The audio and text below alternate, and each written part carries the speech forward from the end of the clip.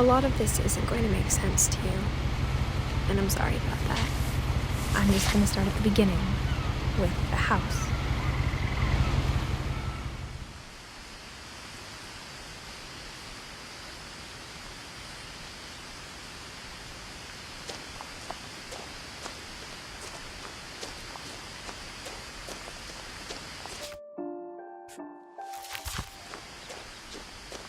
I lived here until I was 11, but I wasn't allowed inside half the rooms.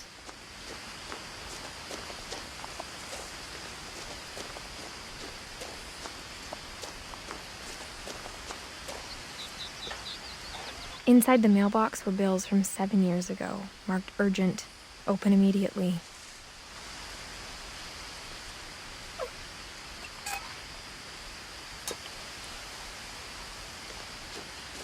I hadn't been back since my brother Lewis's funeral.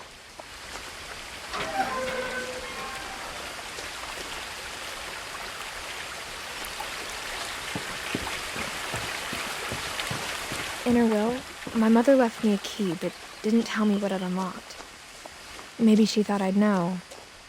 Or she thought that the mystery would be enough to bring me back.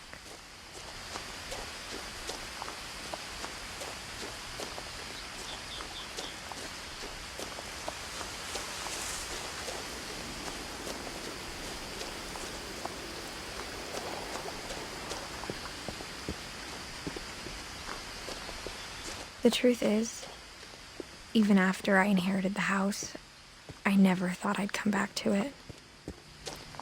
But now I had questions about my family that only the house knew the answers to.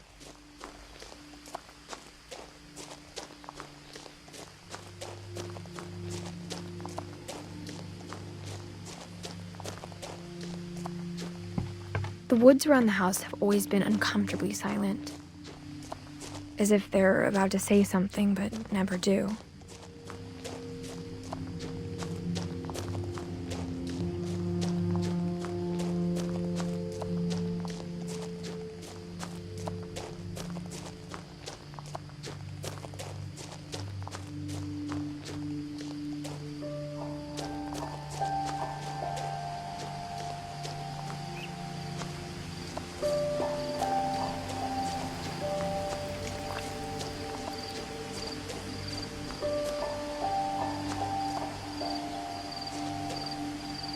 The house was exactly like I remembered it, the way I'd been dreaming about it.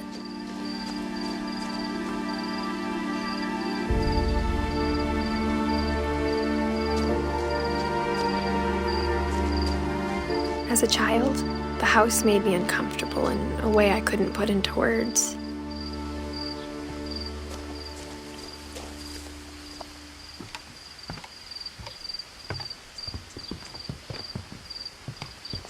Now, as a 17-year-old, I knew exactly what those words were.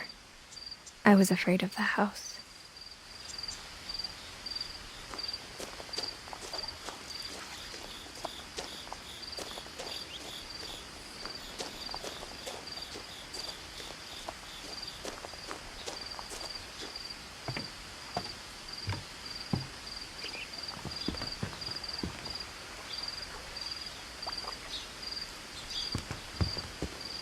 I asked Edie once about the dragon in the pond. She said it had killed her husband.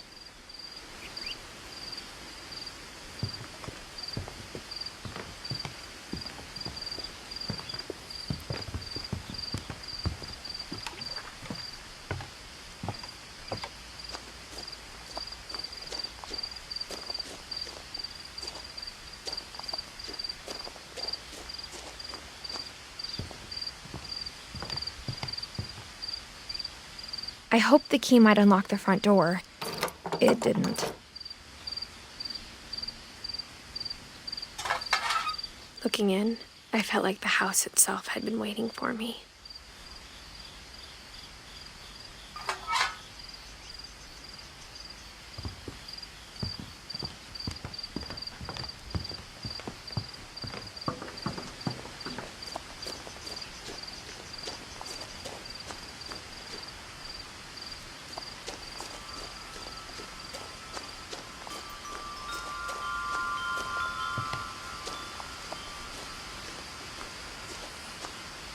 The house felt like it had always been here. Even the swing set was older than my mother.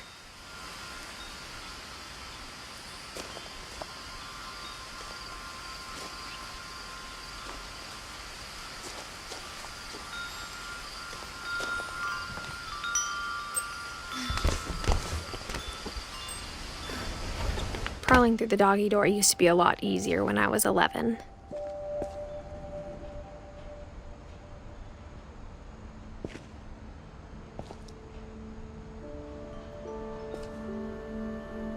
The power had been turned off the night we left.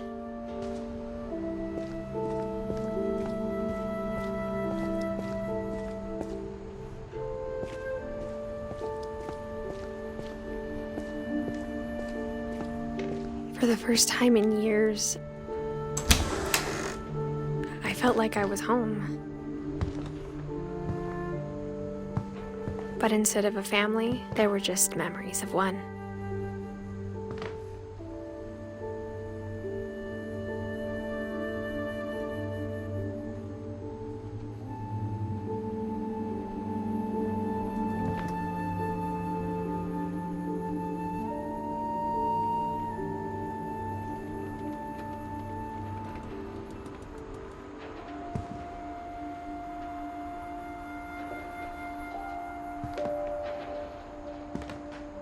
Like how after Louis started working at the cannery, we all got sick of eating salmon.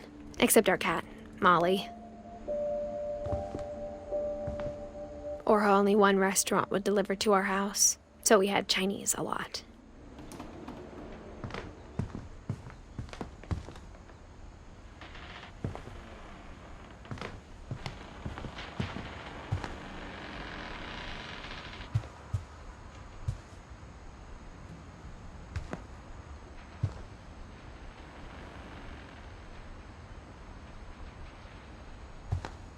The table was still a wreck from the night we left. It was like a bomb had gone off, killing everyone but sparing the furniture.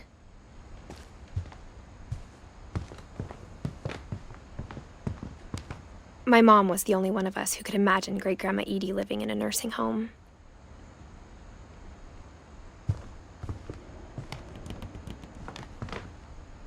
Nothing in the house looked abnormal.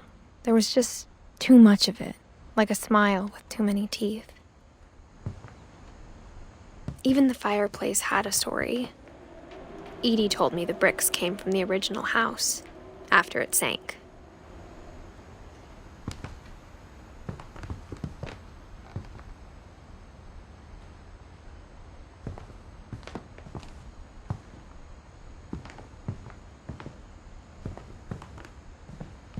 Mom always told me to stay out of the basement, so I wasn't too surprised when the key didn't fit.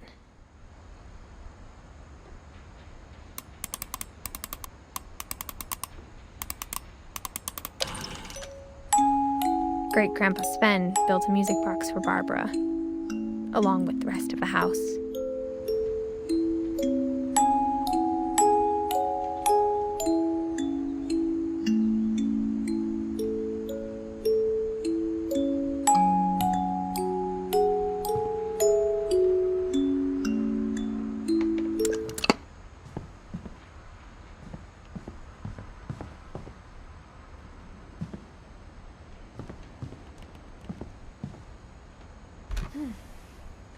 Edie told me once that every Finch who ever lived is buried somewhere in the library.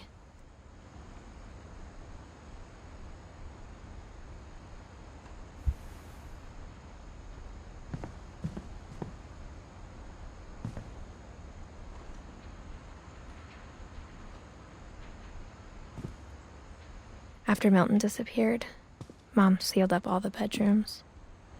Then Edie retaliated and drilled peepholes.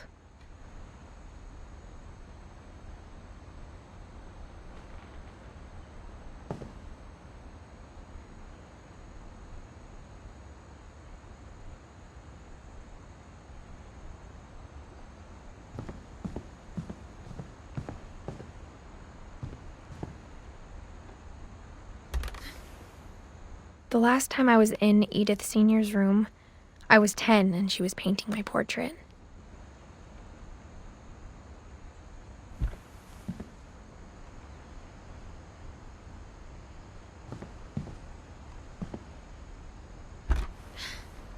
As a kid, I just assumed every house had peepholes and sealed rooms you weren't allowed inside of.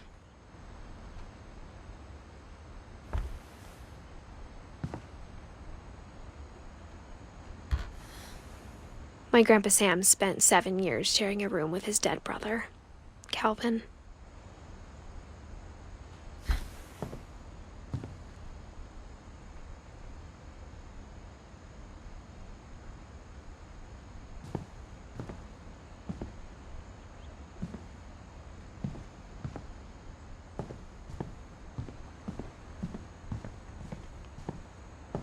Whenever people ask me about my family, the first thing they always want to know about is Barbara.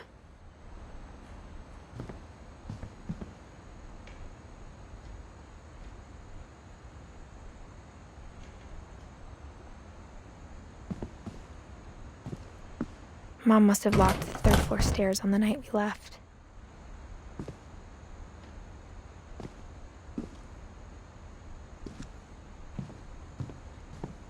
Edie's father, Odin, built the original house.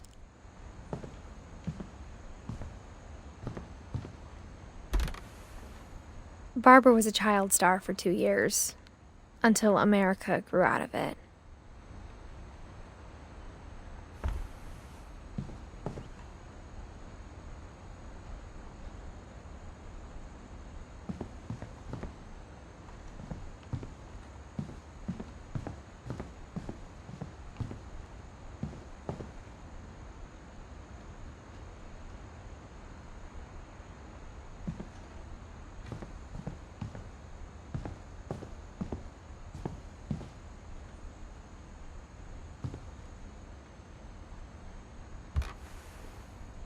Molly always seemed like a girl I could imagine being friends with, if she hadn't died in 1947.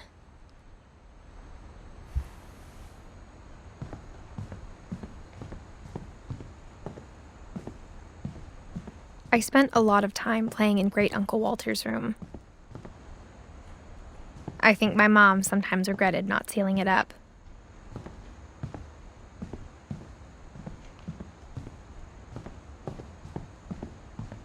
Lewis told me there were secret passages, but I never believed him.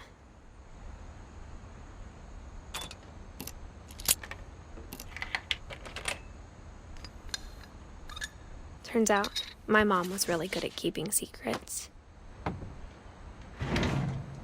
Now it was time to find out what my mom had been afraid of.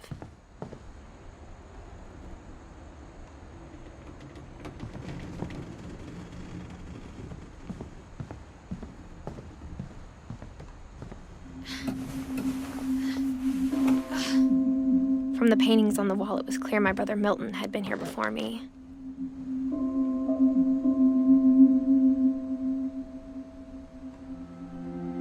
Reading this, maybe it sounds like I had a plan, but I had no idea what was behind that door.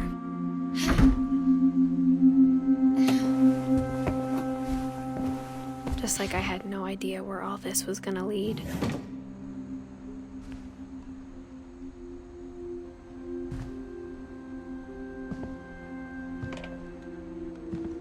I got the sense Edie had spent a lot of time here, before my mom sealed the doors.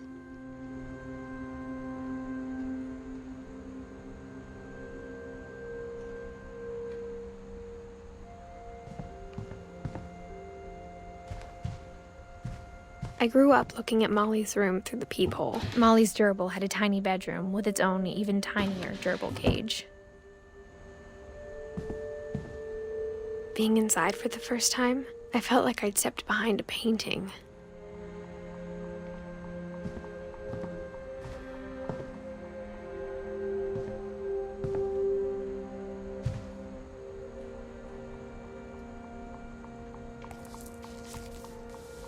December 13th, 1947. Dear Diary, I'll be gone soon, but I wanted to tell somebody about what's gonna happen. It started when Mom sent me to bed without dinner. I woke up and I was starving, so I looked around for something to eat. The gerbil food was dry, but I didn't mind it.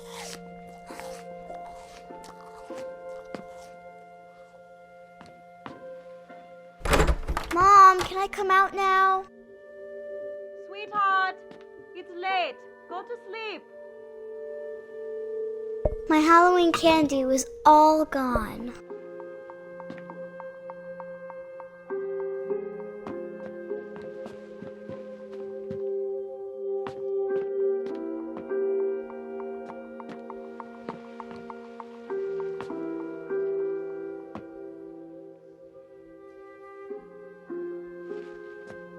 I thought about eating Christopher, but I held back.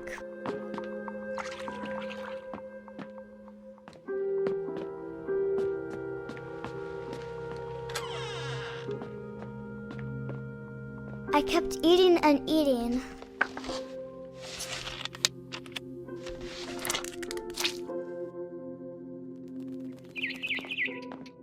I ate a lot of things that night.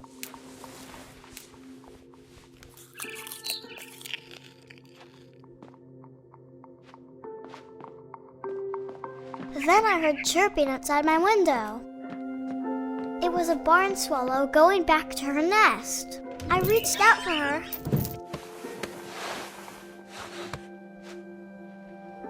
And suddenly, I was a cat. I tried to be quiet, but the bird was really scared.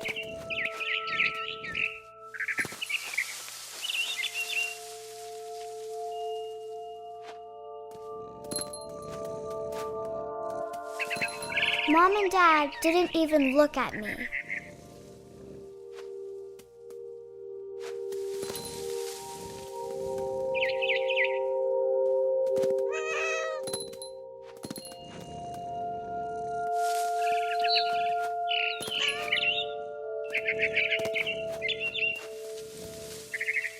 I jumped and I almost got her.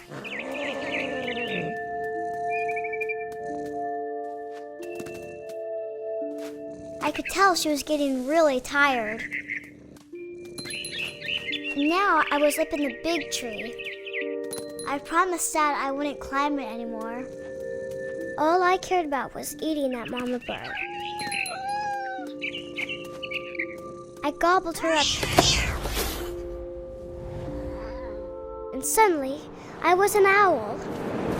First, all I heard was the wind. Then I heard little teeth nibbling in the grass.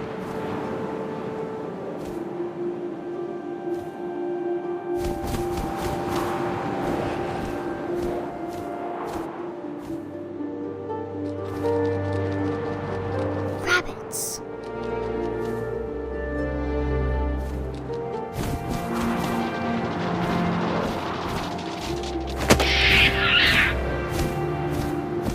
I imagined his face looking up and seeing mine through my talons. I swallowed him up, and I didn't chew one bit. Then I flew off to find something bigger.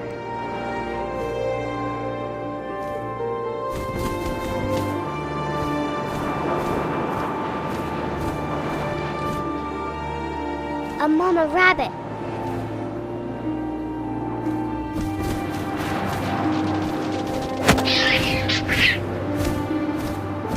She was almost too big to carry. I started choking, but I couldn't stop eating. And suddenly, I was a shark.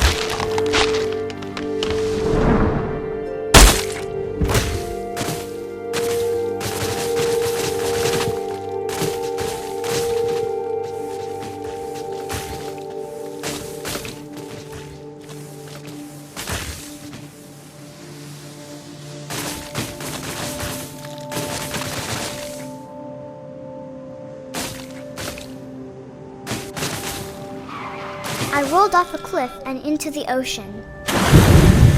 Now, I was hungrier than ever.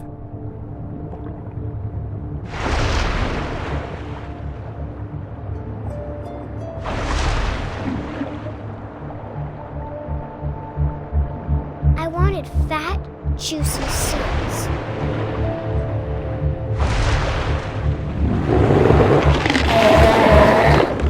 I tore off her flipper, and it tasted really good.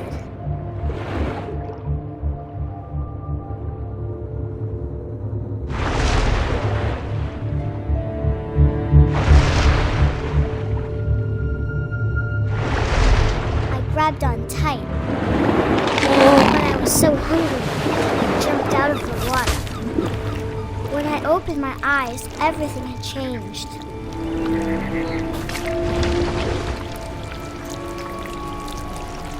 Now I was a monster, and I smelled people everywhere.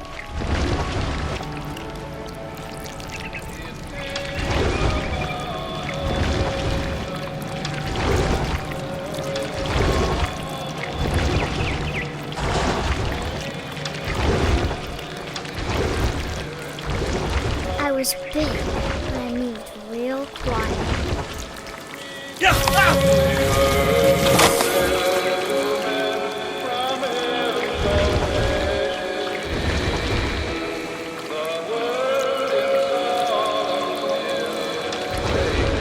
I wanted to stop, but also I didn't.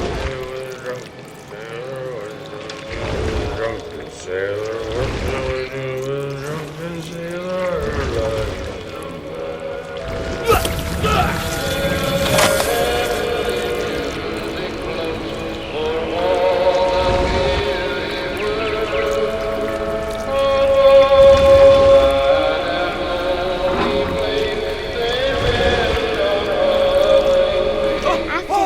Passenger, I was still hungry.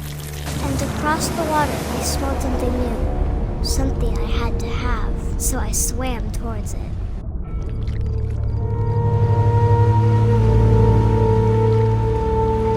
I slithered onto the sand, and the good smell went into an old pipe.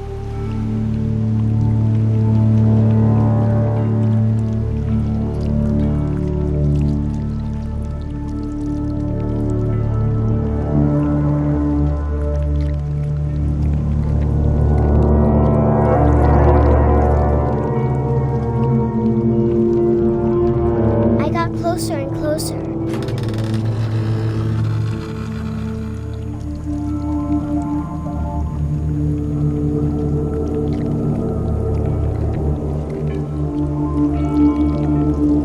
All of my stomach started growling. And suddenly, I was me again. I held my breath for a long time, but I couldn't hear anything. I think it's waiting for me to fall asleep.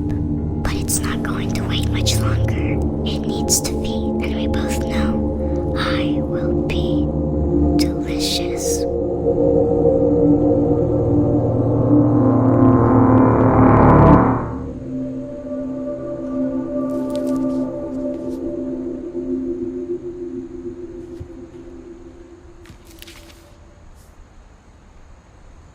I'm not sure if I believed all of that, but I'm sure Edie would have.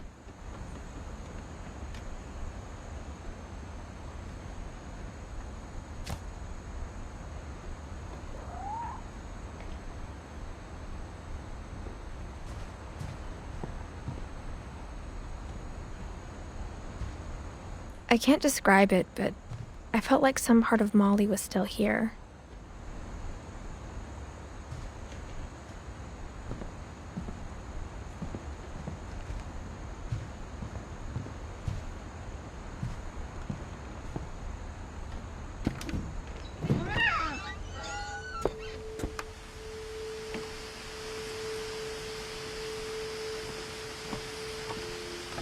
This will be obvious later, but my mom never told me any of these stories. Edie would have, but Mom didn't like bringing up the past. Though, when we adopted a stray kitten, she was the one who named it Molly.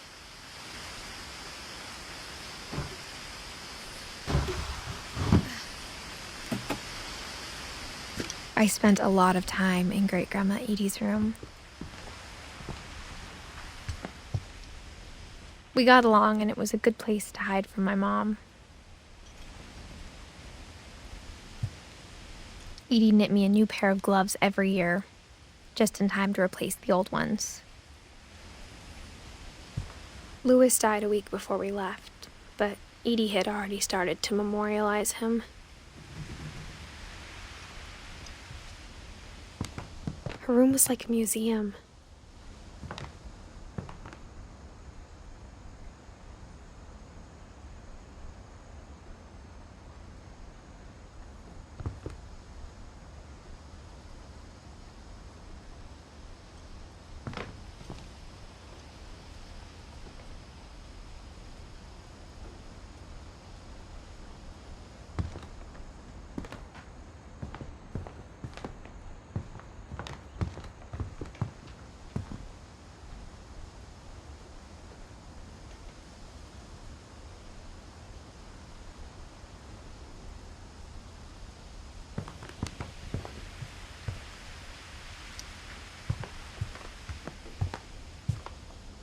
even in her 90s. Sometimes Edie seemed a lot younger than my mother. When Edie told people Sven was killed by a dragon, she could also have said he was building a dragon-shaped slide that collapsed. She could have, but she didn't.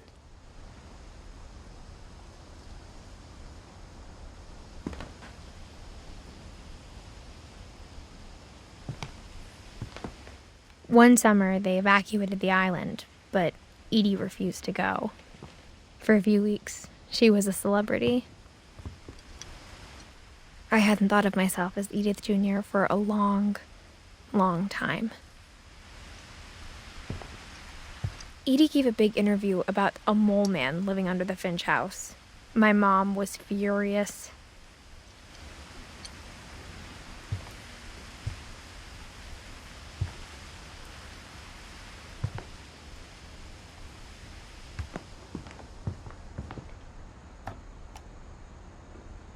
For 500 years, the Finches have been famous throughout Norway for their fortune and misfortune. Odin Finch buries the latest victims of the family curse, his wife Ingeborg and their newborn son, Johan. On January 7th, 1937, he set sail with his family and his house, hoping to leave the curse behind. But 40-foot waves off the coast of Washington send the house and Odin to the bottom of the sea. Odin's daughter Edie, with husband Sven and baby Molly, step ashore on their new home, Orcas Island. Odin Finch is the first to be buried in the new family cemetery. His daughter Edie is already dreaming of a new Finch house.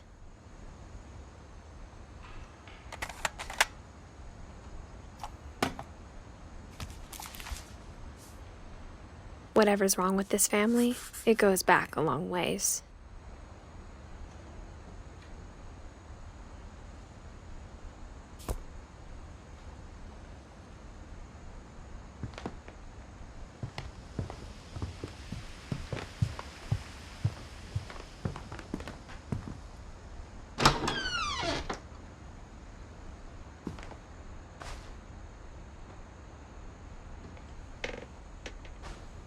The only trace Grandpa Sam's first wife Kay left on the house was the pink bathroom. It was a pretty big trace.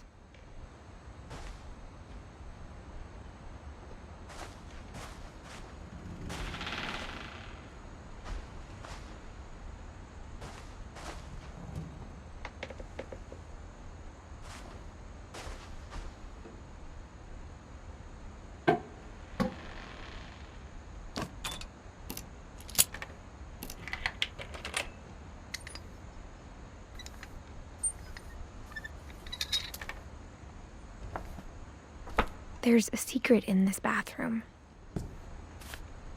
It's in the last place you would look. It isn't in the cupboard. It's hidden in this book.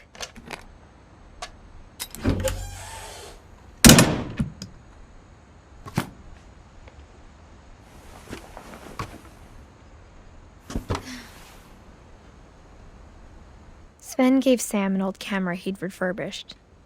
He never put it down.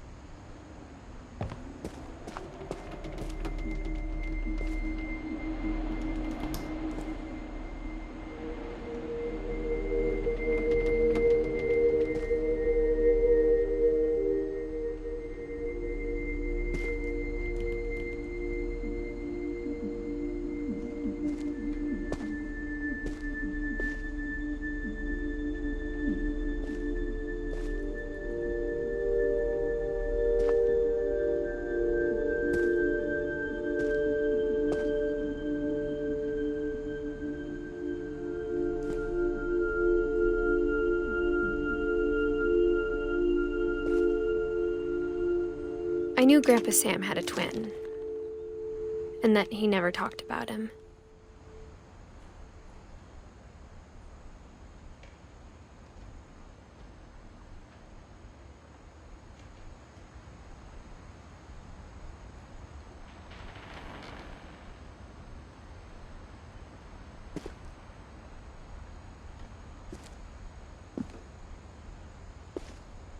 I guess my grandpa didn't like history any more than my mom did.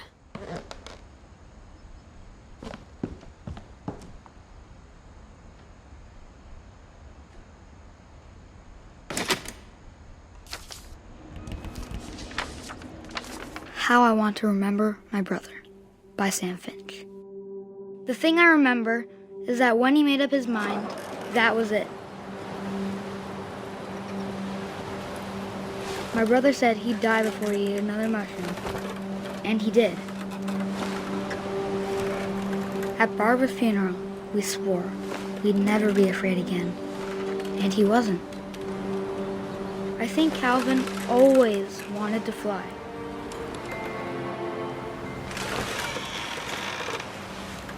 Sam! Calvin! Dinner's ready! Coming! But that day, he finally made up his mind to do it. I told him going around was impossible. Maybe if I hadn't said that. Calvin! I'm not gonna tell you again! Maybe if the wind hadn't picked up. Then maybe he'd still be here. But I doubt it. I think he'd already made up his mind. That's what I want to remember about my brother.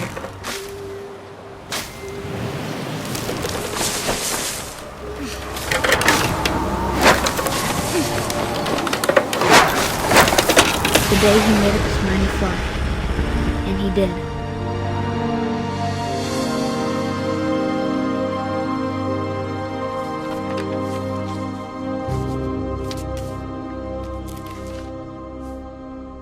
Calvin's story felt strangely familiar. When I was younger, I remember trying to do the exact same thing.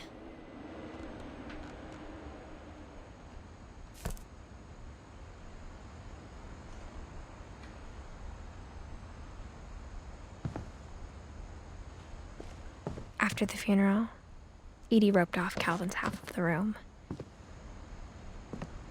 Mom said Grandpa Sam enlisted at 18 and never set foot in the room again.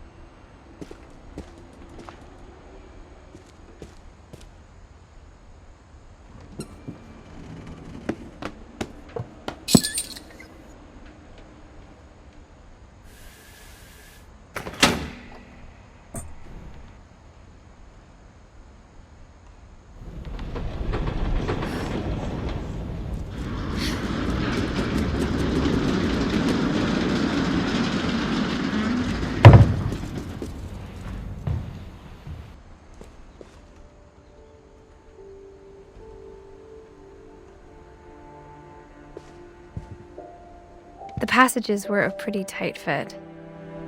They'd obviously been built for smaller hands and bellies.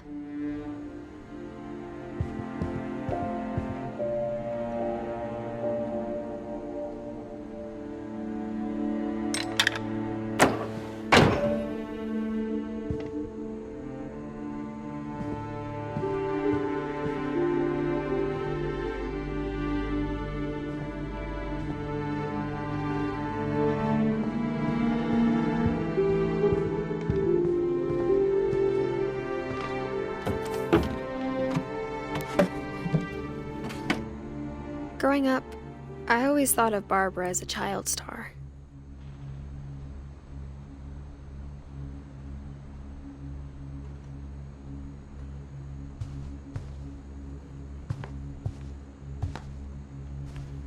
I never thought about how hard it must have been for her afterwards.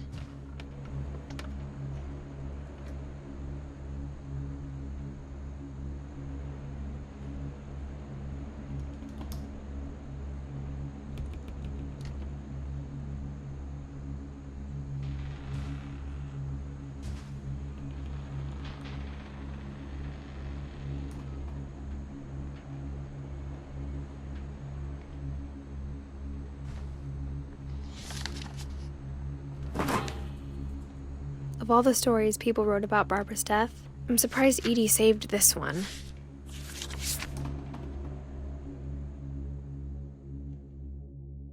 Old Jack here with another ghastly tale inspired by America's most unfortunate family. I'm calling it The Surprise Ending of Barbara Finch. As a child star, Barbara was famous for her scream. Now at 16, she was all washed up. A has-been. But in a lucky break, she'd been asked to perform her signature scream at a local convention for monster movie fans. It was just the boost her career needed. Unfortunately, her scream hadn't aged well. Getting better. I think you just need the right motivation.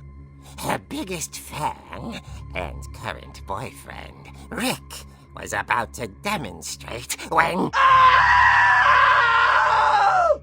Now that was a great scream. It was Barbara's father, Sven. He'd slipped into a table saw and had to be rushed to the emergency room. So Barbara got stuck babysitting her youngest brother, Walter. Her convention comeback was cancelled. Okay, I'm hearing frustration, but I'm not hearing terror. What if I tried... A gang of hoodlums in Halloween masks have been terrorizing Orcas Island tonight. Police are urging residents to... That came from the basement. You're right! Also, I loved your delivery on that. Why is your basement door locked? Because my dad likes making puzzles and secret passages. There's a key hidden in the music box. The secret is to keep winding and winding until finally the key pops out. Thanks, babe. I'll be back in a sec.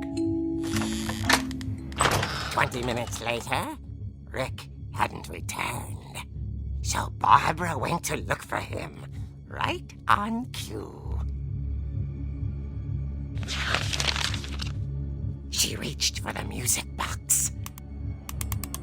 And as she wound the key, she listened for Rick, but the house was silent.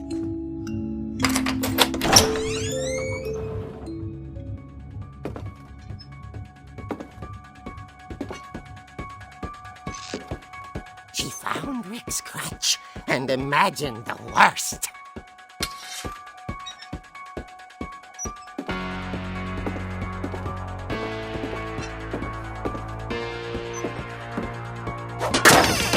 The gang's leader is the infamous Hookman killer, Dr. Carl Hamill, who impaled and then ate his family 10 years ago tonight.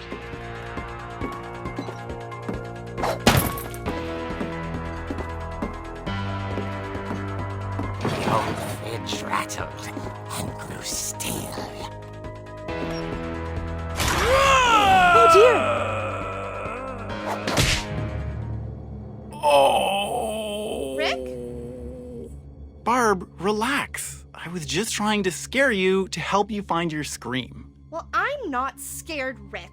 I'm furious. Then act furious. All I'm getting from you now is that you're hurt and confused and... She threw him out, but she kept a little something to remember him by. Barb, have you seen my other crutch? And she was still holding it when she fell asleep watching the late picture show. Hours later... Barbara! Walter, what's going on up there? Ah! Okay, I'm coming up, but if this is a trick, you're dead, Walter.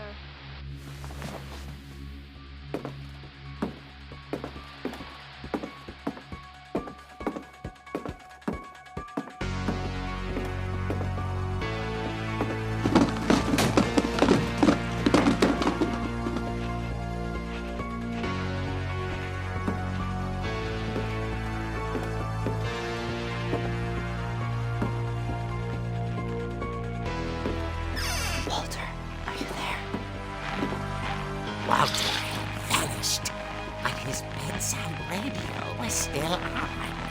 Orcas Island police describe the man as 6 feet tall, with a steel hook for a hand. Residents are urged to lock all doors and windows and notify the police of any suspicious activity. Barbara turned, saw the hook man, and was speechless. He was quite smashing.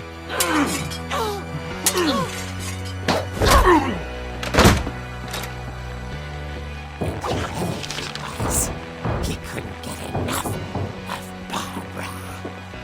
Okay, Barbara, there's gotta be another way out of here.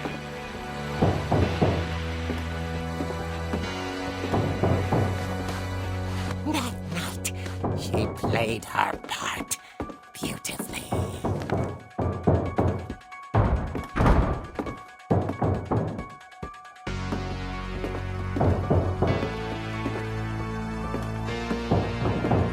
She thought about abandoning Walter, but just couldn't do it. Molly's door hadn't been opened in years. The hinges groaned.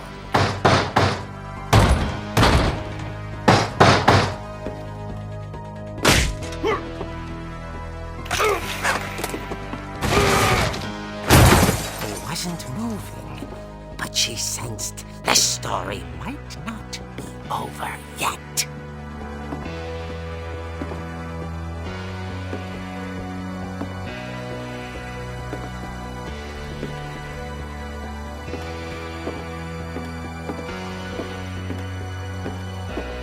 The hookman had vanished. She listened for his breathing, but all she heard was...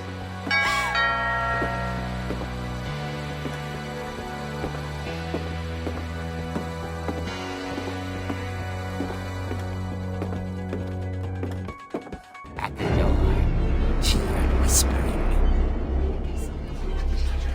It was coming from inside the house.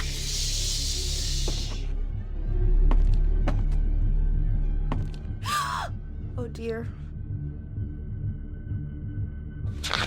The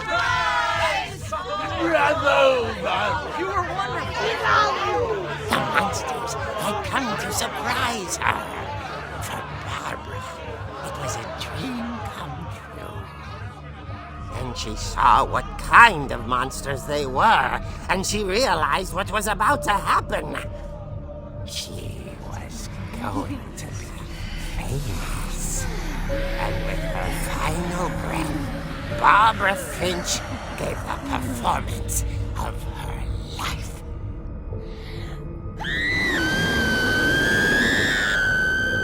I wasn't there myself, but I hear Barbara was magnificent. Poor girl. She had a taste for stardom. But unfortunately, so did her fans. Of course, the police blamed it all on poor Rick, who disappeared the same night.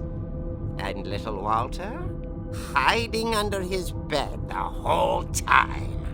He took it all pretty hard, but that's another story. As for Barbara, tucked inside the music box was all they ever found of her. Her ear. Now that's what I call a real eerie tale.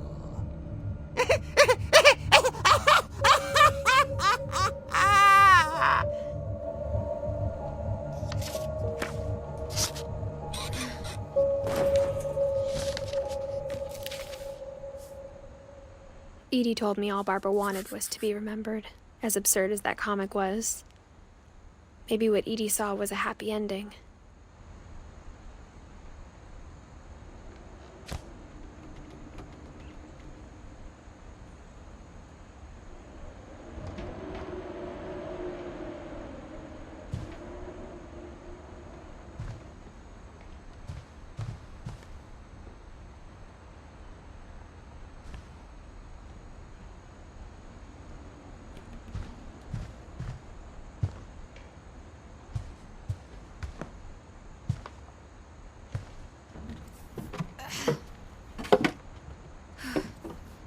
I guess now I know why Mom didn't like me playing with the music box.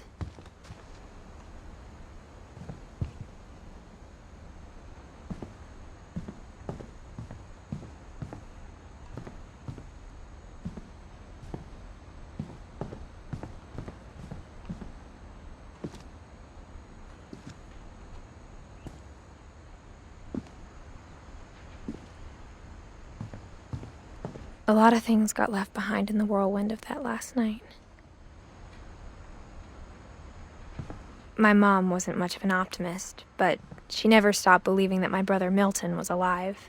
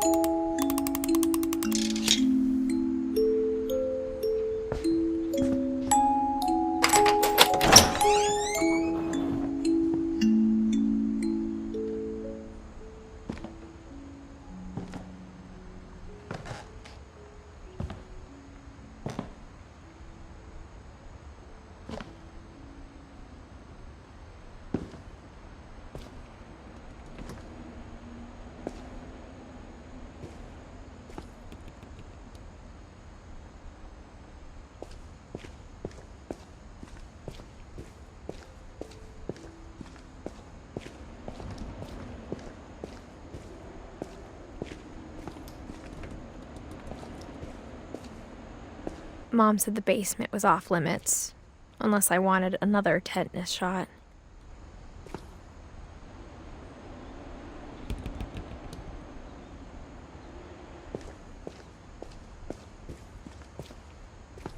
I saw Edie sneak down to the basement once, carrying packages. I thought maybe she was hiding presents.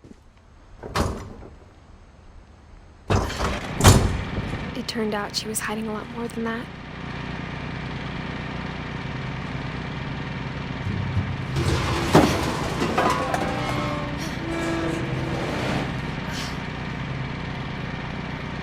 I remember asking Mom once about where Walter had gone. She said after Barbara died, he got as far away as he could.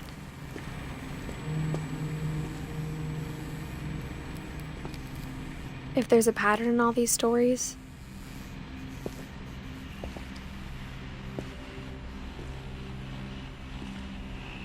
I think it's that none of us has gotten very far.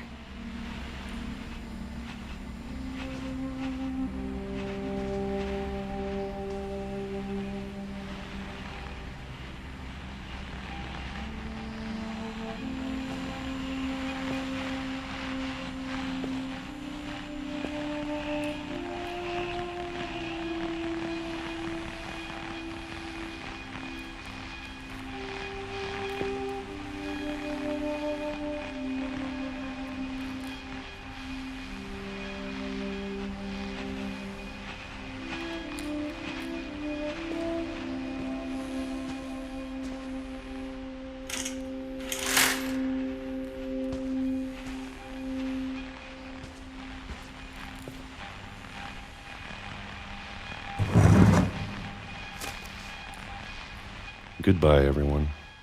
I can't believe I've been down here for 30 years. On that first day, after the shaking started, I didn't think I'd survive a week.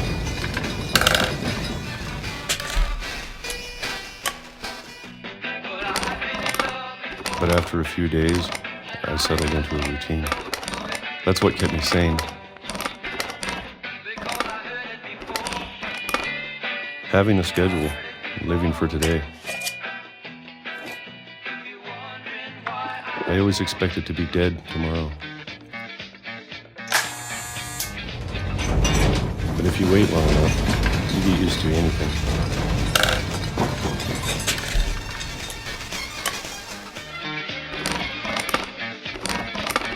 Even a monster on the other side of the door starts to feel normal. almost friendly.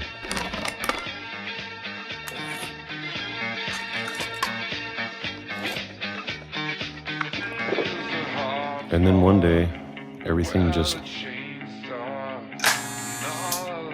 stopped. Whatever that thing was, it was gone. Maybe it got tired of waiting. Or maybe I just got tired of being afraid.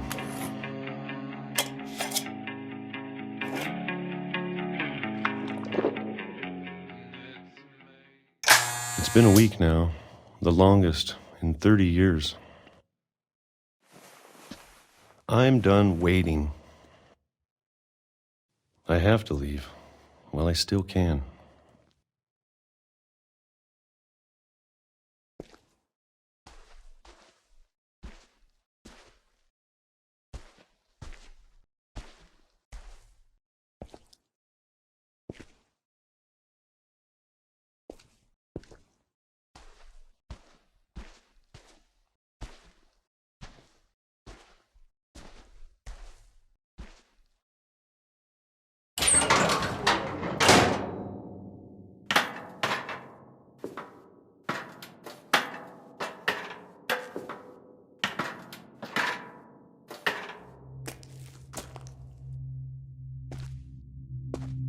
I know it's out there, somewhere.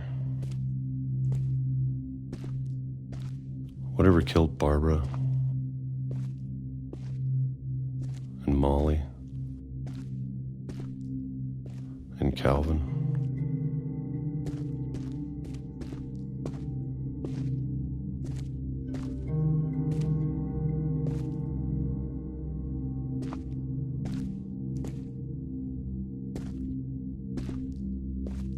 Maybe this is all a mistake. But I need to stop living the same day, even if it kills me.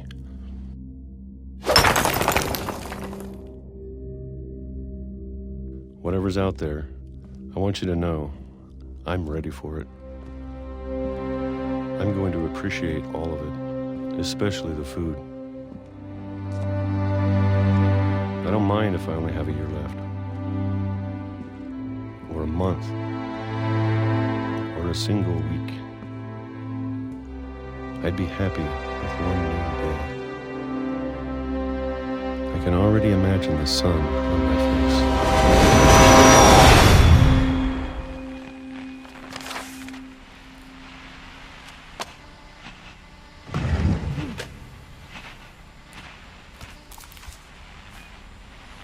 Walter died when I was 6. I can't believe my mom never told me he was down here.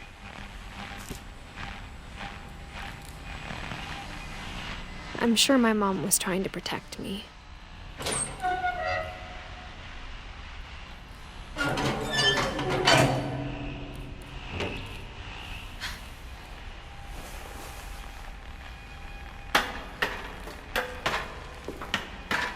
Maybe she was afraid I'd end up like Walter.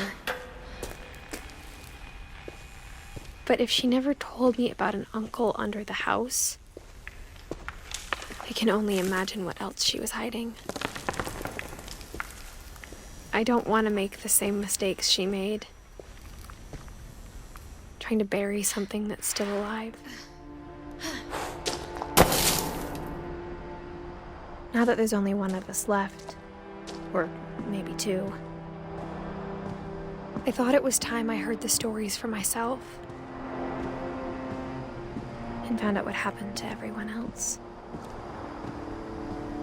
But now I'm worried the stories themselves might be the problem. Maybe we believed so much in a family curse, we made it real.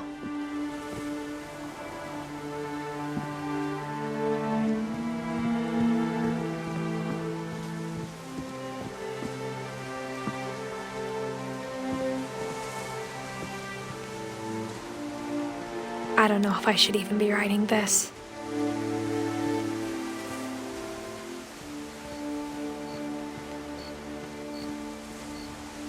Maybe it'd be better if all this just died with me.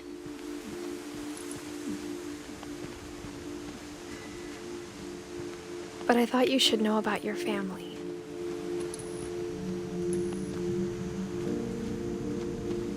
And the history you're a part of.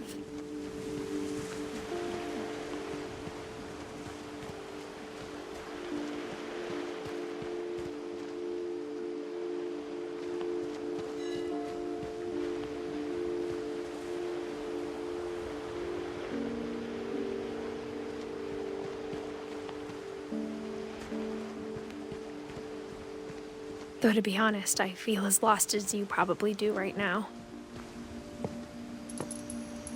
I think the people in these stories believed them, for what that's worth.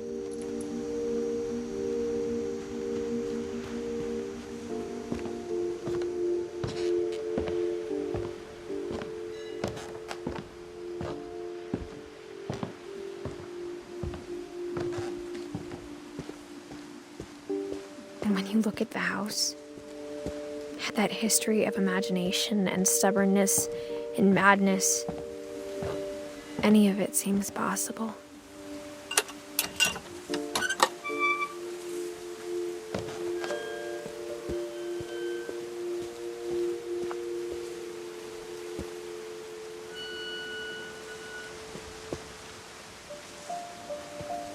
I think we've been surrounded by death for so long, we've just gotten used to it.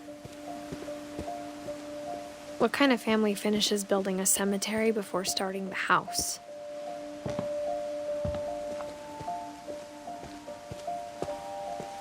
It's embarrassing for me to admit this, but the pet cemetery made me more uncomfortable than the human one. 3 of the gerbils were mine, and 2 had been my fault. Sven built the house, but it was Edie who designed the cemetery.